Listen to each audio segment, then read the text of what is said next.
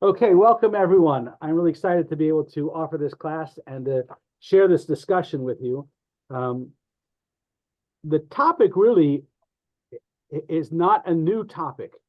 It's a topic that has been going on and on and on again, but it is again back up in the news in a big way since the October 7th attack.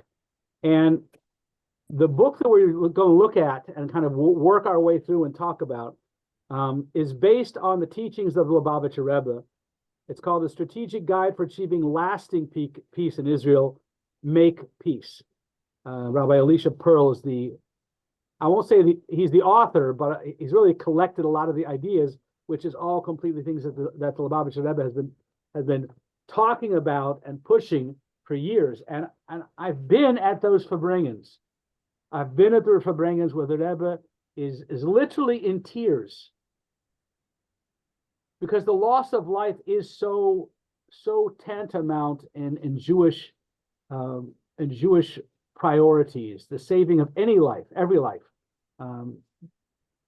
Saving a life is whatever rules of Shabbos, we break those to try and save a life. You know, all of these things are so precious, and it's not just about Jewish lives; it's every life. Life is precious. It's been said a number of times in Israel that, you know, if our enemies were as concerned about their children as we are, there would be no war. So what I want to start with is I want to talk about a little bit about the problem, the cycle of conflict. I want to go through that briefly with you, go through the cycle of the conflict, and then dive into the book and talk about a concrete program that's not easy to implement. It's not easy to implement. But with the Torah values sharing the importance of every life, how do we actually create peace in Israel for everyone? What would that look like and how do we get there? And the Torah has very clear guidelines for how to pull that stuff together. And so I want to start with kind of reviewing the conflict. I wanted to do that. I'm going to share a page with you.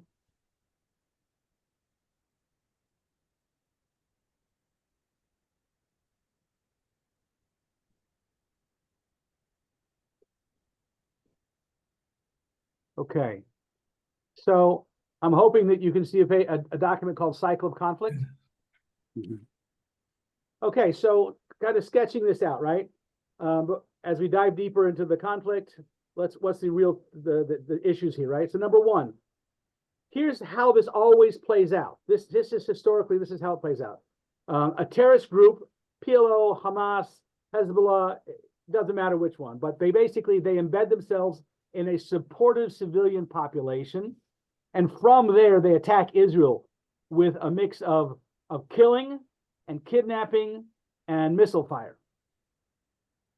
Following the attacks and losses, Israel hesitates to retaliate forcefully because of international pressure and other things. But finally, some particularly severe incident provokes domestic and international outcry, and then Israel steps up. As soon as Israel steps up to the attack, many countries, also the United Nations, rush in to prevent Israel from attacking, citing humanitarian damage that an Israeli military response will inflict on the civilian population in which the terrorists are entrenched by their own design. Ignoring these protests because it got really bad, so Israel attacks, grazing, and I have that in bold because it's an important word, grazing the terrorist organization, eliminating some of the operatives and leaders, destroying some of the weapons. And in the process, since these organizations are situated in densely populated urban areas, women and children, non-combatants, are unfortunately killed, again, by enemy design. International media displays images of death, destruction, crying children. That provokes widespread outcry about Israel's response. Israel then begins to cave in to international pressure and shifts to waging a slow war, Restrained attacks are followed by temporary ceasefires, which are then violated by the other side. And in response, Israel retaliates once again. But by this time, its military efficacy has been blunted. Finally, Israel relents to a full ceasefire. The terrorist organizations then declare victory, telling the population that its resistance has caused Israel to capitulate. The terrorist groups then fundraises for more advanced weapons, which it does receive from anti-Israel entities. It recruits new militants to join its ranks. The terrorist groups begin firing rockets and initiating cross-border skirmishes. Israel retaliates, and the cycle repeats. We have seen this again and again and again. The current Israel-Hamas war ends in a similar manner to the previous rounds. We can reasonably expect another Gaza or Lebanon war within, I won't even say a few years. We can also expect that Israel's enemies elsewhere will be emboldened. War is terrible. Someone who has strong partisan feelings may not feel the pain of those dying on the other side. They deserve it, they might say. But for anyone who's got empathy, this is tragic. The loss of life is tragic, period. Why can't it stop? And that's what we're going to be looking at, is some of the questions that come down into why can't it stop? So I'd like to get some feedback, because everybody here in this group, at least it's on visual, we've been around. We've seen this. I'd love to get your thoughts on what you've seen so far in your lifetime. Limit it to just your lifetime.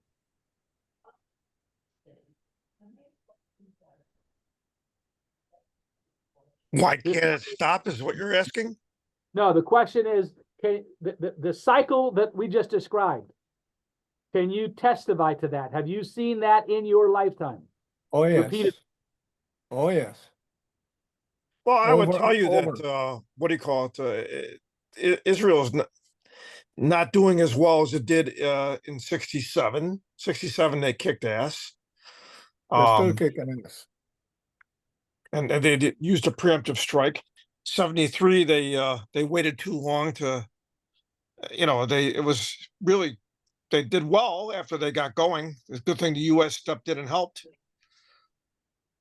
So what's interesting about that one was that in her memoirs, Golda Meir regretted till her final days that decision, because they knew what was coming. They knew when and they knew where, and they did have in reserve sufficient supplies to wage that. But they were so afraid of international opinion, they backed off. And to her dying day, she regrets that decision. Yeah, you would think they could have been a little more prepared for that.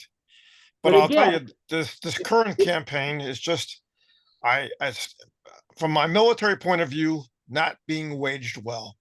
There's no reason why we're taking Gaza City twice. And we're going to get into that. And what's fascinating is one of the things that Rebbe talked about again and again is what you just said. From a military perspective, from the people who fight wars to save lives, we're going to get into exactly that question. Because at the end of the day, if we're doing this a second time,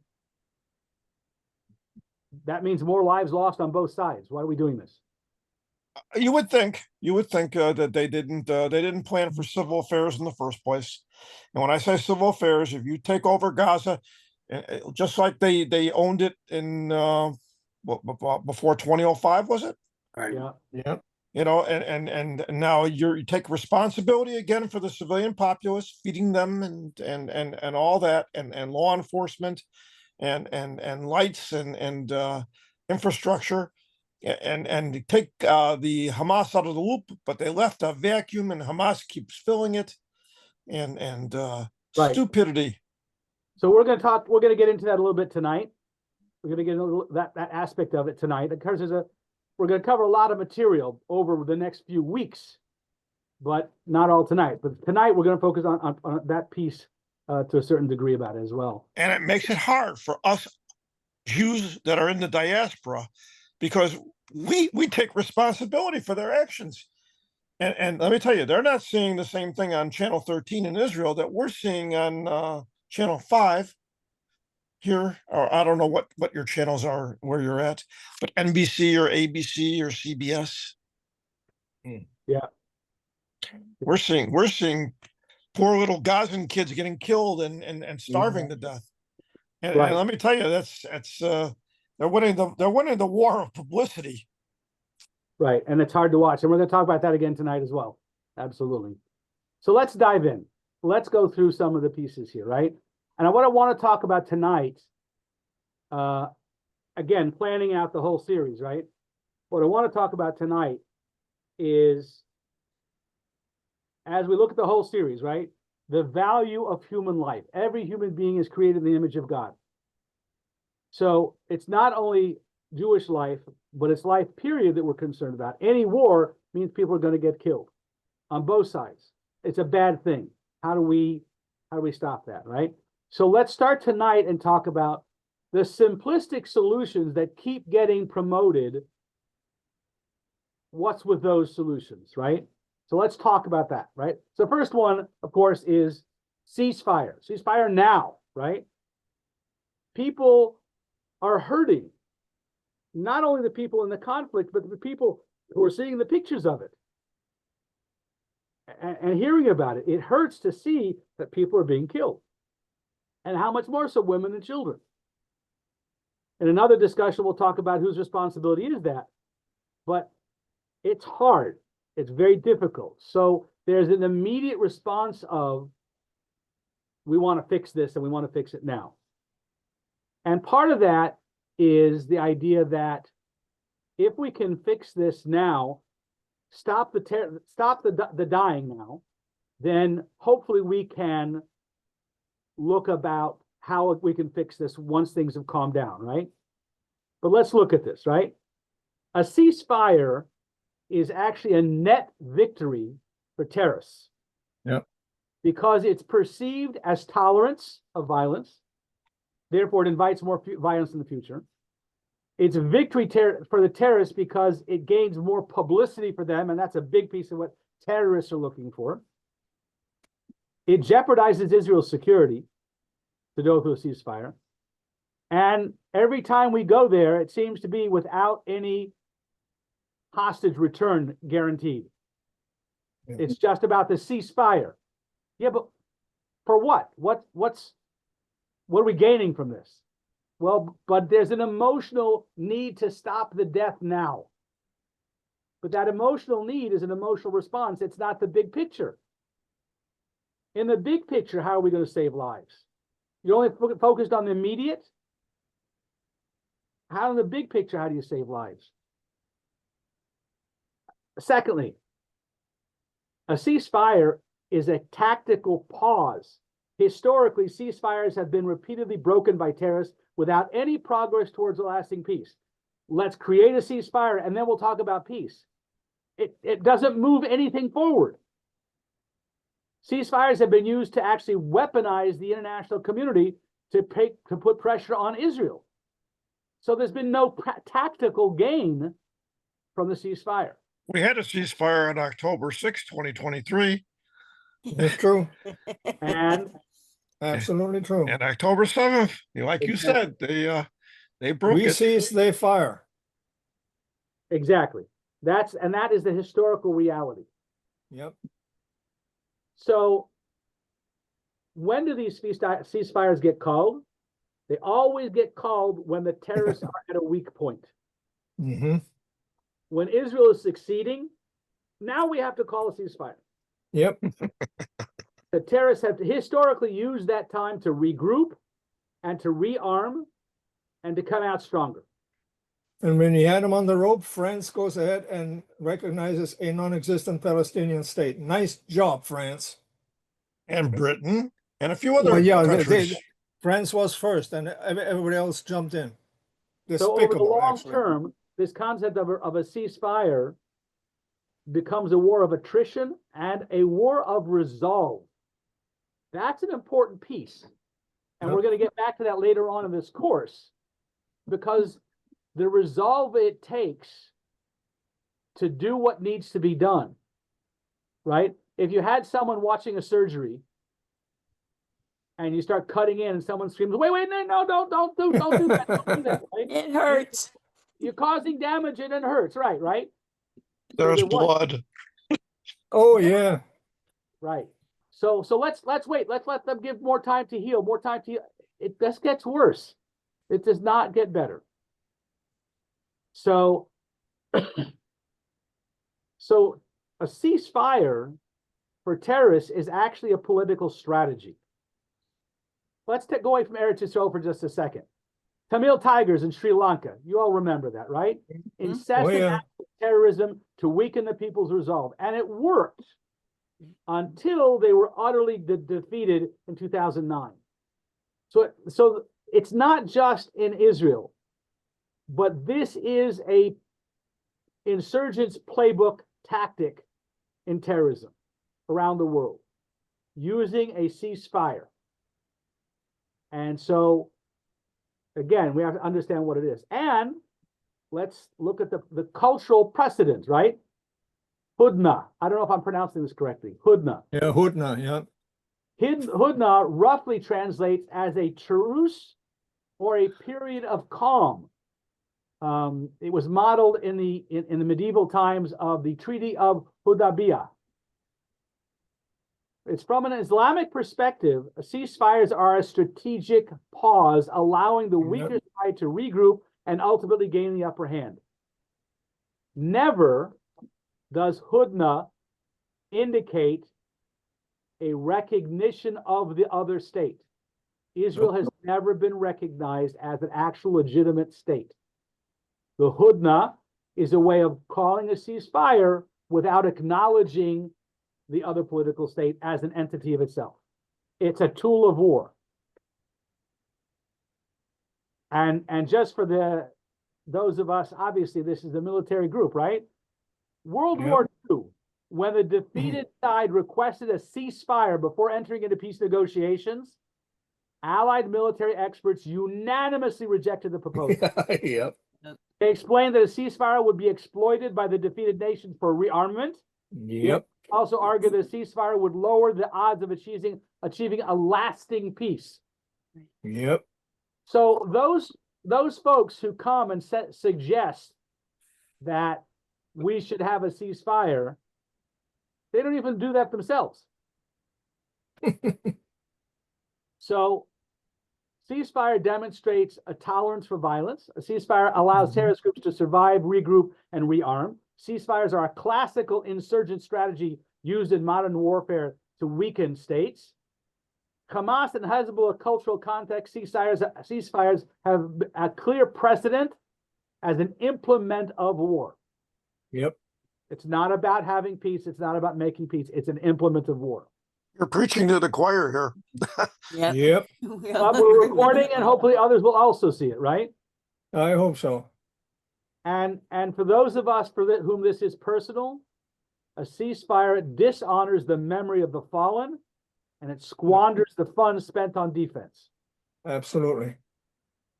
An unconditional ceasefires with hostile militant groups are not in Israel's interest until the military group ceases to pose a credible threat.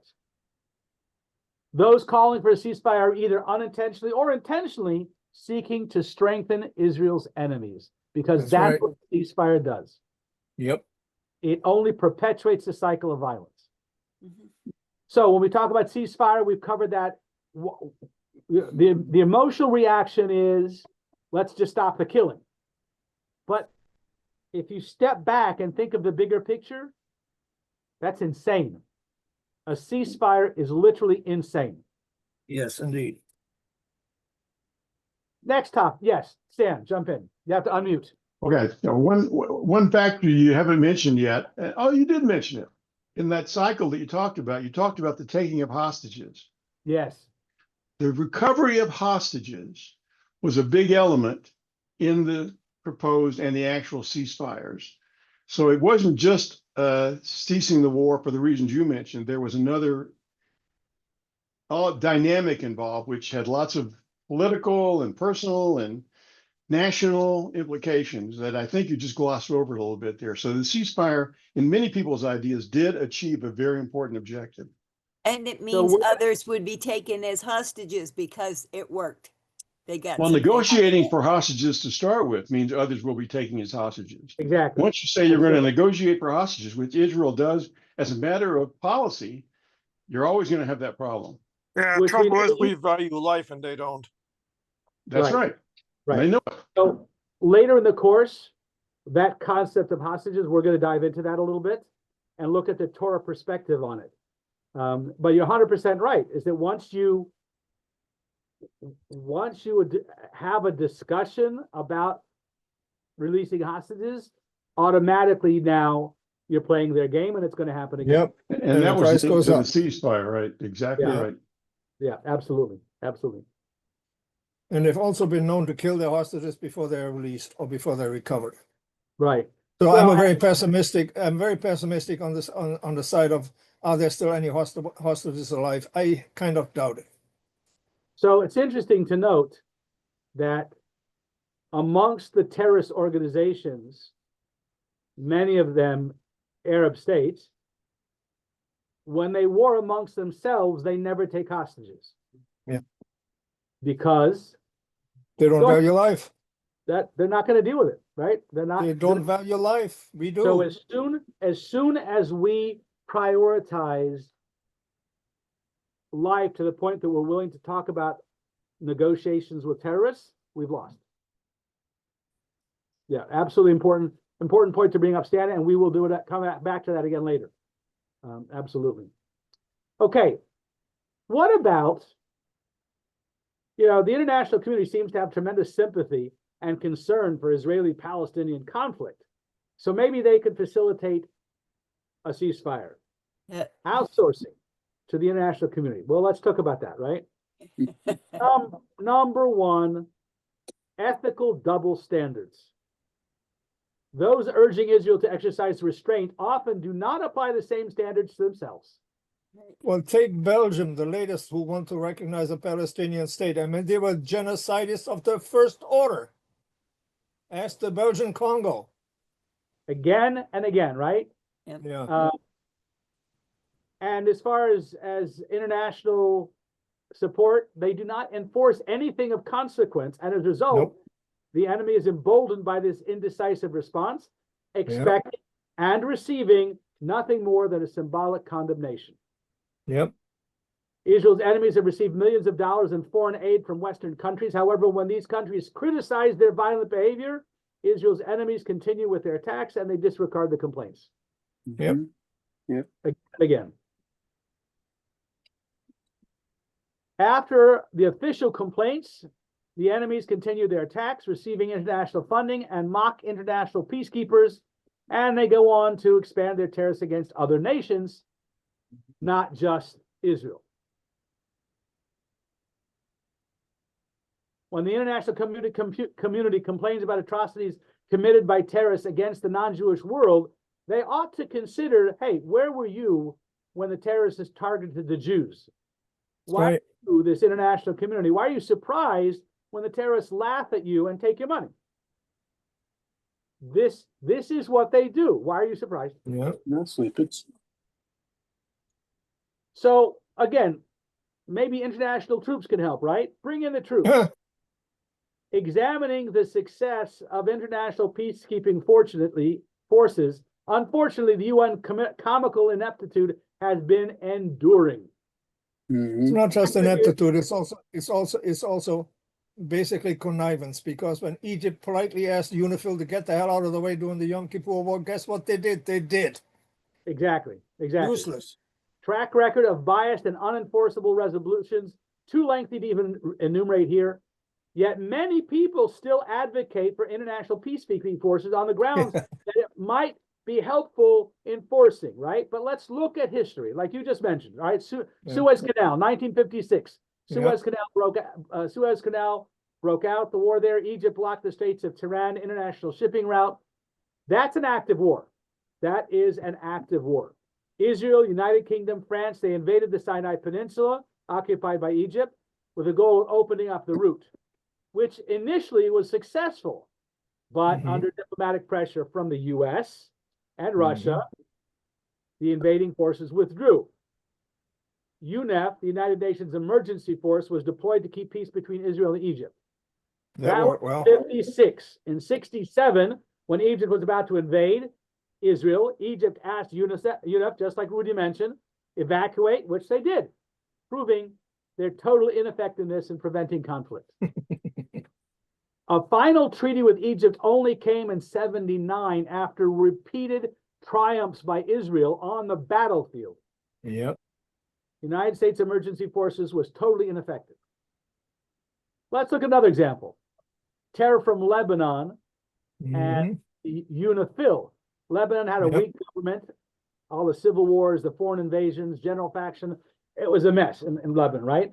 In 71, Jordan evicted the PLO, the Palestinian Liberation Organization, which was the primary Palestinian terrorist group at that time in Israel and then in Jordan. The PLO moved to southern Lebanon, exerting military control over the region. The PLO then attacked Israel and even Lebanon, their host, that's how they operate. In 78, the PLO carried out Coastal Road Massacre. I don't know if you remember that one, 78.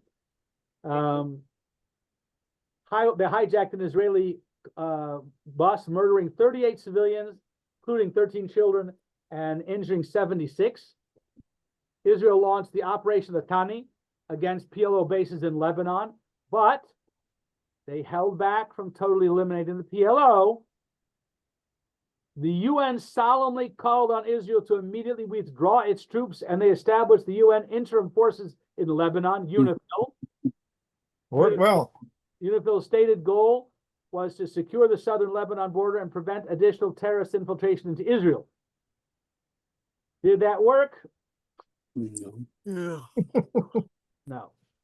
And in fact, when Israel finally invaded in 82 southern Lebanon to neutralize the PLO, 3 months into the fighting, PLO leadership finally agreed to evacuate Lebanon. In the fog of war, Hezbollah formed.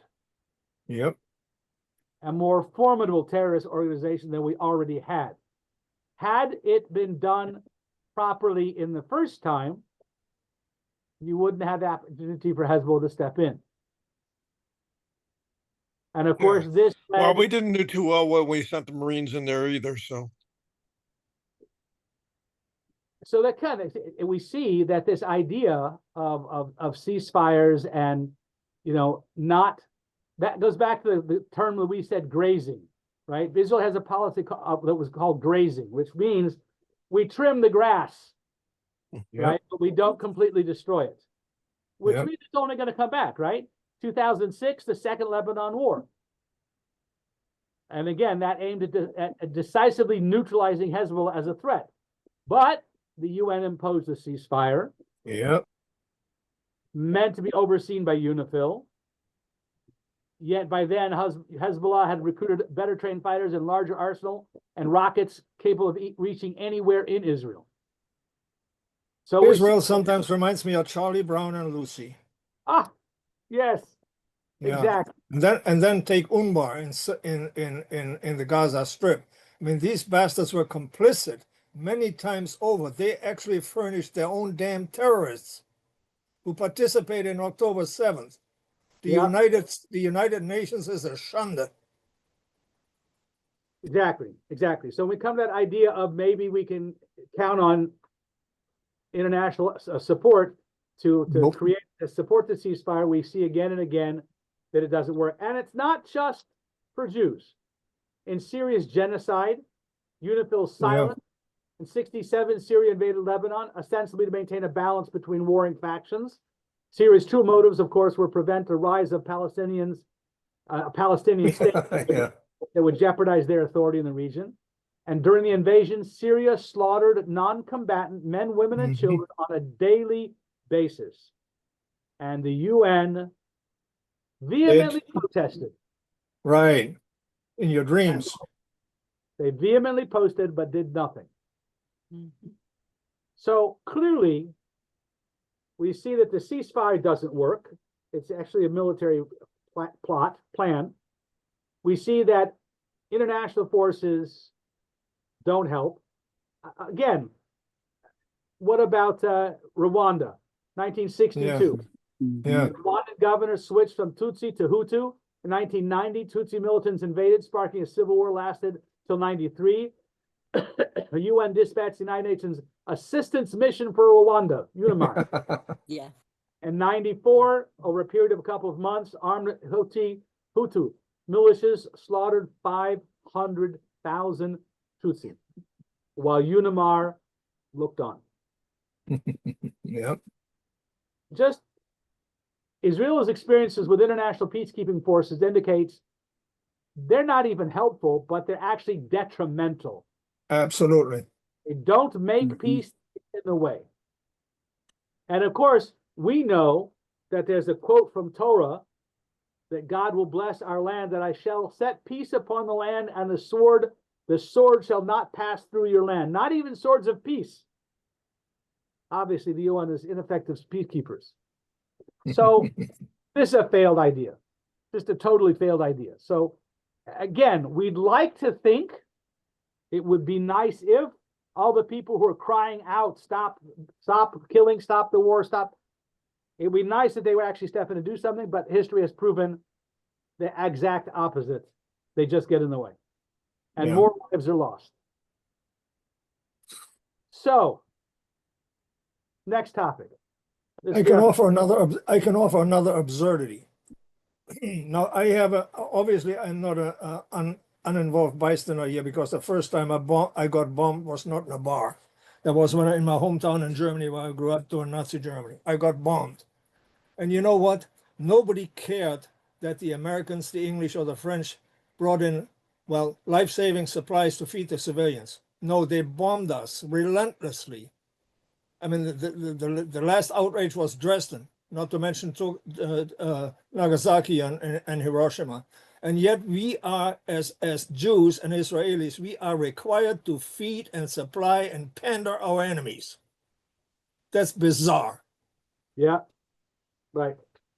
And we're going to go into that part of it, because what's interesting is, and I'm going to divert for just a second to focus on what you just said, Torah law requires us to have more concern for our people than their people, whoever the there is.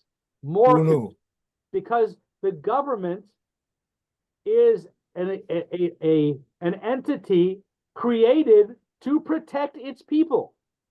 And if our government won't be more concerned about our people than others, then it's not an effective government. So when we talk about sending our troops into an urban environment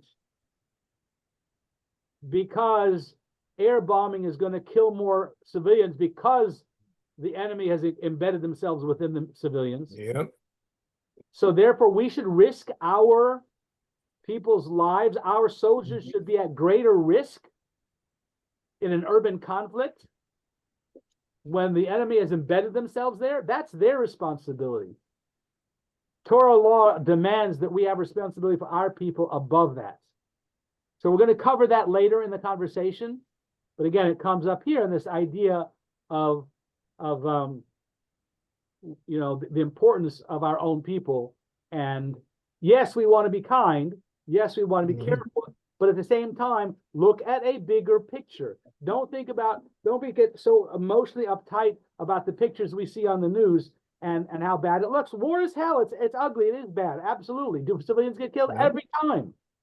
But Israel's track record is far better than any other nation in the world on civilians killed in combat. Israel has gone to ridiculous lengths, including putting our own people at risk. So another topic, we are going to cover that, but it is a very important topic, and Torah has an insight into that, and Torah has a mandate for how that should go. But let's go to another topic about the great ideas that the world has to suggest for peace in the Middle East. Land for peace. Right. Never. Great idea, right? Because if the underlying issue is that Palestinians desire a statehood and self-determination, if that's the core reason of the conflict, then if we provide land for peace, if we provide a two-state solution, that should work. Why doesn't it work? Well, we'll tell you why it doesn't work. We're going to give you a few reasons why. First of all, ever noticed on the emblems of the major Palestinian groups, there's this striking feature. There's an image of Israel's entire territory on their image. Yep. That's true of the moderate Palestinian groups as well as the others. Yeah. They aspire to absolute control of Israel's land. Yeah. We talk about it when Israelis, when Israelis who are dying to have peace, literally, I'm sorry to say that, right? When they talk about an end of occupation, they're talking about Israel withdrawing from Judea and Samaria. But when Palestinians talk about end of occupation, they mean any Jews anywhere in Israel. They talk about Arab occupation of Sfas, of Tel Aviv, Ashkelon, Haifa, totally. Everything. Yeah, well, That's it's not the just thought. a Palestinian belief; it's a Muslim belief, because they don't Yep. believe in giving back land that they've conquered, even if it's Yep. been taken over by somebody else. So let's not just use our own words for it, our own perspective, our own views of history. Look at the Hamas charter. Yep. It says Palestine is a land that was seized by a racist, anti-human, colonial Zionist project that was founded on a false promise, Balfour Declaration, on recognition of usurping entity, on an imposing fait accompli by force. Palestine symbolizes the resistance. It shall continue until liberation is accomplished, until the return is fulfilled, until a fully sovereign state is established with Jerusalem as its national capital. Yep. So why did you think that giving a piece of land would solve the problem? So it's an appetizer. All Arab organizations, as well as surrounding Arab lands, they refer to all of Israel as occupied territories. They do not recognize the legitimacy. Most of the Arab nations in and around do not recognize the legitimacy of any part of Israel. So there's not even a single reason to consider giving away land that would actually bring any peace. Quoting Osama bin Laden, "From the river to the sea, it's an Islamic land not subject to being traded or granted to any party." So again, land for peace. Let's talk about historical context, right? Historical Yeah. Arabs have perpetuated sporadic pogroms in Israel for over 1,000 years. Yep. Granted, political violence against Jews in Israel began really only in earnest after 1920 with a arrival of large number of Jews from abroad fleeing from violence and anti-Semitism in Europe, right? Yep. Fueled by the resentment towards the swelling number of Jews, the Arabs resorted to violence. From 1920 to 1948, Arabs in Israel staged several riots and attacks on Jews. Probably the most notorious was 1929 in Hebron. Yep. Arabs brutally attacked Jewish community, massacre 67 Jews, mutilating and raping many of them, injuring 58. So we see how politically motivated violence against Jews perpetrated by Arabs, that predated the founding of the current state of Israel, 1948. Yep. It was going on long before that. Fatah, formed in 1959, carried out its first attack against Israel in 1965. 2 years before Israel gained control of Judea and Samaria from Jordan, and Gaza from Egypt in the 6-Day War, right? So this is not new. This existed long before Judea and Samaria came under Jewish control, predating the establishment of the state in 1948. So why would giving up land resolve anything? In fact, the Palestinian response to the two-state solution typically falls into two categories. It's either outright rejection, no, because they don't want it all or they want nothing, or that's this fickle acceptance without any commitment, or any proposal. Yeah, So- Sir Arafat turned it down. Right. Yeah, Yeah, they turned it down, or they say sure. repeatedly.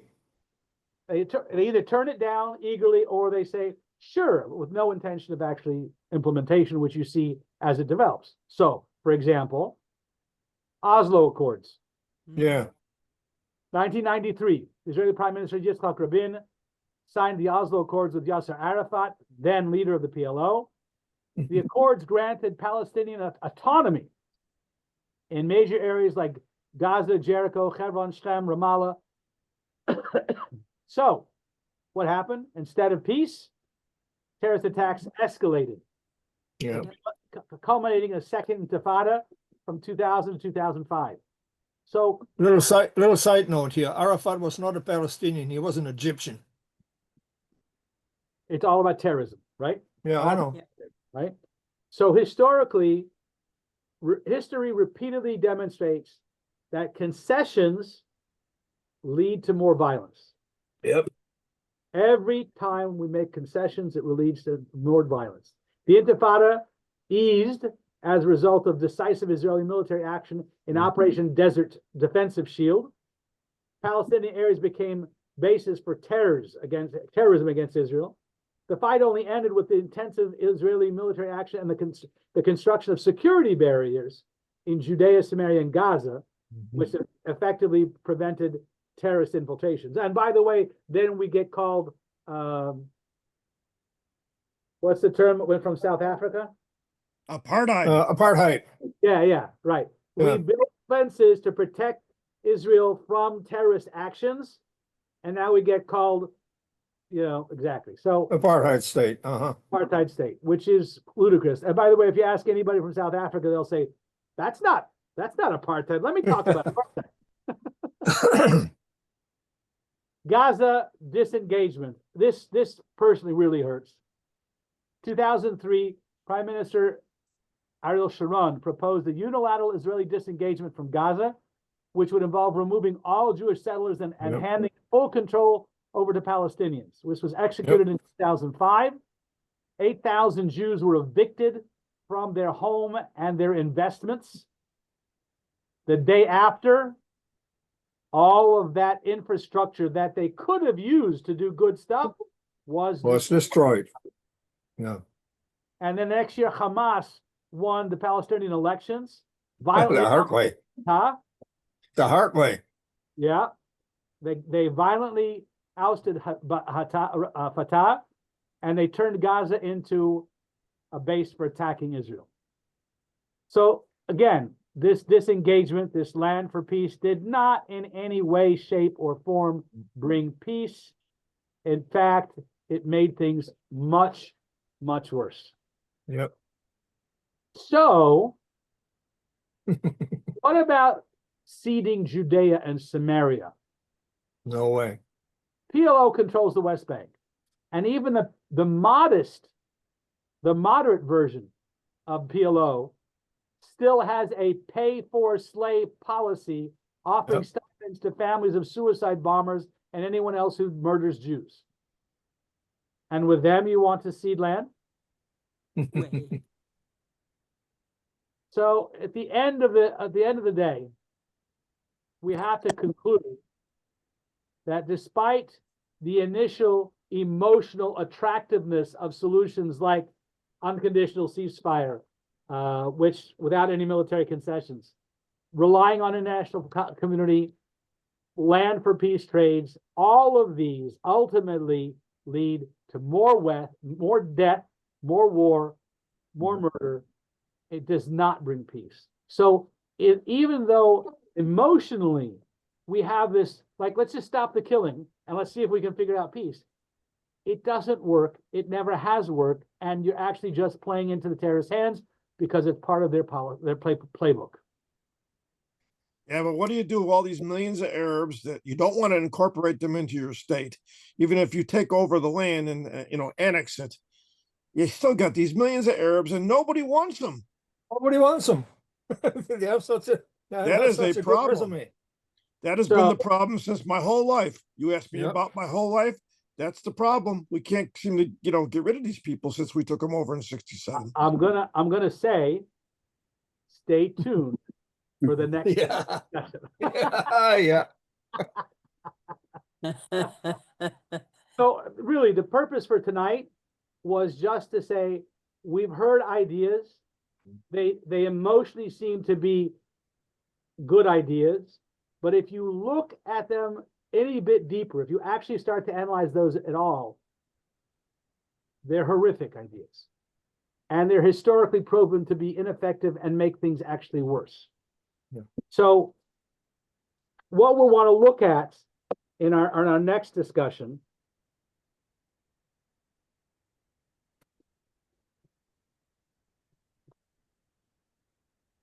hang on just a moment.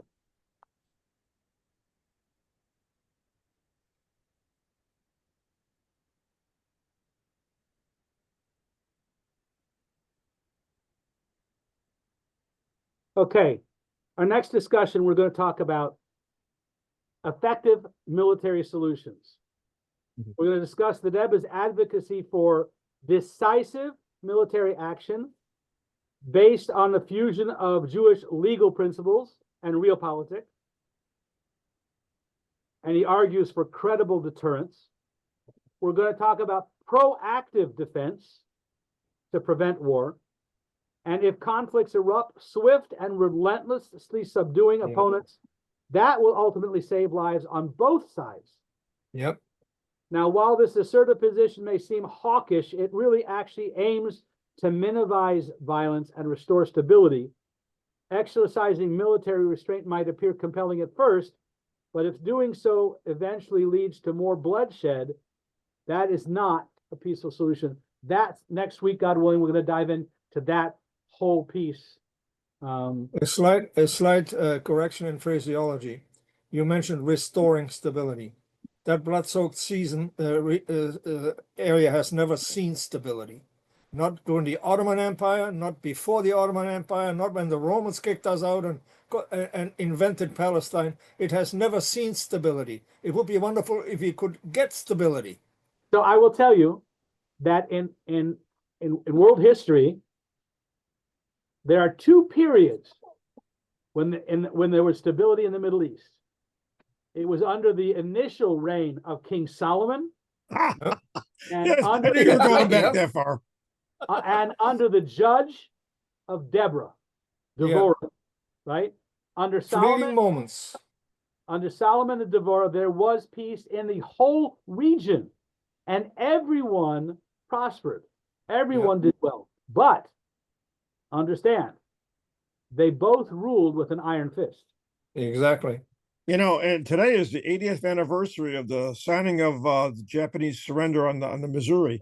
And when you think about the fact that, we talk about, oh my God, we unleashed the atom bombs. But I'll tell you, how many Americans would have died if we had invaded Japan? How many Japanese would have died if we had invaded Japan? Exactly. But you know what? We can't stop there. No. Because when we talk about war ethics, there's also after-war ethics. Yeah. Mm-hmm. President Lincoln was so strong about a rebuilding the South because it is our family, it is our brethren, it's our people, our nation. Yep. And so the feeling of many people was they got to pay for what they did, right? But again, you mentioned Japan, right? We released 2 atomic bombs on Japan. And now look at the relationship between US and Japan. It's the post-war effort, the post-war ethics that set up today's working relationship. Yeah, MacArthur had a lot to do with that. So I'll give him that. So we have to keep that in mind too, right? We really have to focus. It's not, we have to deal with the current situation, but we can't lose sight of there's before war, there's during war, and there's post-war ethics that we have to focus on. But if Israel can't do that, then no one in the world can do that. Yeah. Because we're meant to be Unfortunately- a guide unto the nation. We're meant to be the guide. So the Torah's perspective, and again, I'm talking, I was giving this conversation again to a cadet officer school, and we were talking about this topic, and I made it clear. These are Torah values. Yep. Today in Israel, there is a democratic state. It is a state of Jews. It is not a Jewish state. It does not follow Torah laws. It does not follow Torah perspective. It's a democratic state. So we're giving a Torah perspective that from the Torah, this is how this should be done. But as often is the case, many people will pick and choose what parts they want to take from Torah. Yep. Yep. Oh, is that you pointing a finger at me here? But if the shoe fits. There you go. So I don't put as much fence around the Torah as you do. So if you follow the Torah's guidance, there is going to be responsibility for all life and the sanctity of all life. It doesn't mean that in war you don't kill. There's a difference in the Torah between killing and murder, right? Yes, exactly. And in killing for war, for a bigger picture, which is sanctioned by God in the Torah, there's no guilt in that. King David was not allowed to build the temple because there was blood on his hands, but every part of that blood on his hands was for the sake of God, for the sanctity of God. But you can't build my house of peace, let your son do that. Yeah. Right? So the Torah has those guidelines, but you can't pick and choose what you want to follow. You have to look at the whole thing, which means that, are we the chosen people? Yes. And we are chosen as a responsibility for everyone. And so that's not an easy road to take, but that is our lot, and that's where we have to go. And the Torah has guidelines for all that. We can't pick and choose and then say, hey, we're taking the high road. No. So we're going to get more into that as we go into future classes. Any reading assignment? So as opposed to, hang on just a second.